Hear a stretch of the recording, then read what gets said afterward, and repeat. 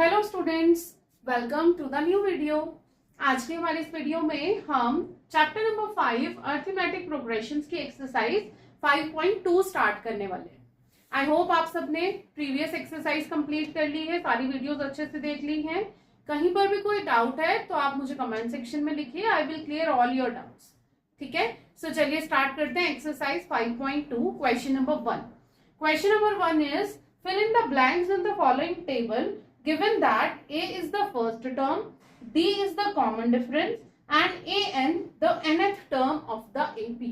आपको एक table given है जिसके अंदर 5 पार्ट्स हैं, जिसमें A गिवन है that is your first term, D is common difference, AN is the nth term। ठीक है, सो उस टेबल में जो सा भी टर्म मिसिंग है हमें वो फाइंड आउट करना है।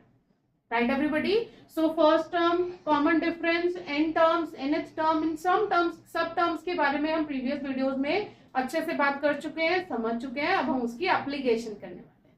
राइट एवरीबडी, सो चलिए स्टार्ट करते हैं।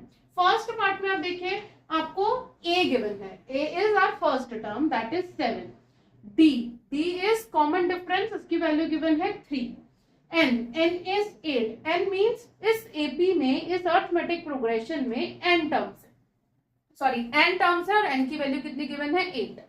और यहाँ पर है AN is the nth term, सो हमें वो nth टर्म फाइंड आउट करनी है। ठीक है, सो इसके लिए हमारे पास एक फॉर्मूला होता है that is AN is equals to A plus N minus 1 into D।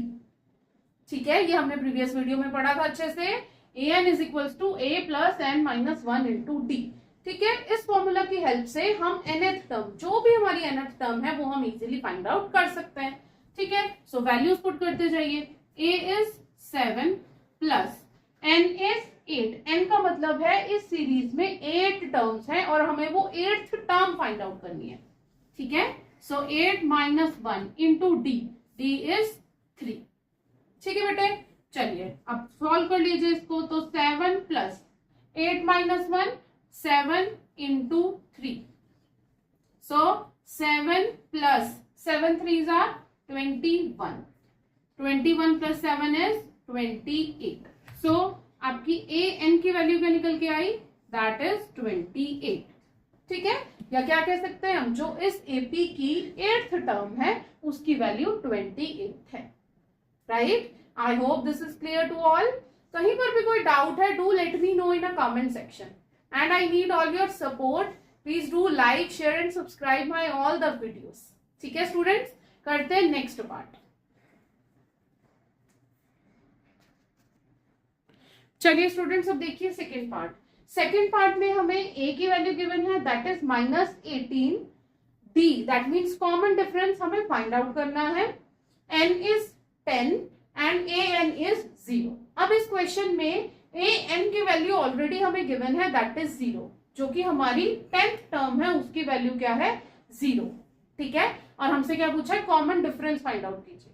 ठीक है, कोई सी भी टर्म जो भी मिसिंग होगी वो सिंपल हम इसी फॉर्मूला से फाइंड आउट कर देंगे that is AN is equals to A plus N minus 1 into D। ठीक है, सो चलिए जो जो उनसे भी वैल्यू आपको गिवन है वो इसमें पुट कर दीजिए। AN is 0, A is -18 plus N is 10 minus 1 into D। D नहीं गिवन तो D को आप एज इट इज D लिख लीजिए। ठीक है, सो चलिए अब इसको सॉल्व कर लीजिए। 18 की साइड चेंज करेंगे that will become positive, 10 minus 1 9D। So D की वैल्यू कितनी आ गई, 18/9। Here we have 9 1s are 9, 9 2s are 18। So D is equals to 2। That means the common difference of that given AP whose nth term is 0 and who is having 10 terms is 2। Right everybody, करते हैं next part।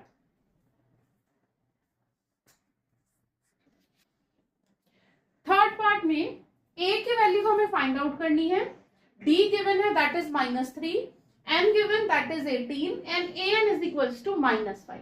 ठीक है, चलिए अब हम फिर से A की वैल्यू फाइंड आउट करने वाले हैं, तो A को A ही रहने देंगे, बाकी सब टर्म्स की वैल्यू पुट कर देंगे। AN is -5 is equals to A plus N is 18 minus 1 into D is -3। So here we have -5 into A plus 18 18 minus 1 is 17 into minus 3.